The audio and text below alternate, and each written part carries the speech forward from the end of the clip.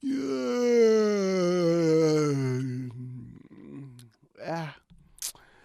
Yeah, bah. How am I? Are you feeling so hungry? Or maybe you just craving? Are you feeling so hungry? Or maybe you just craving for some tasty food?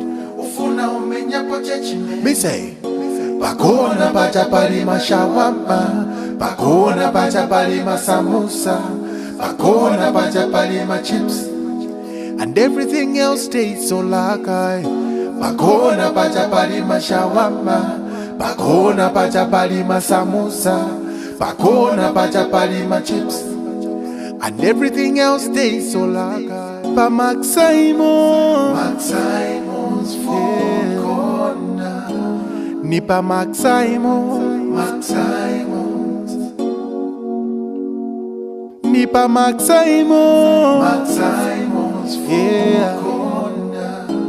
Nipa Max Simon's a passion for tasty food. Max Simon's Food Corner, a passion for tasty food.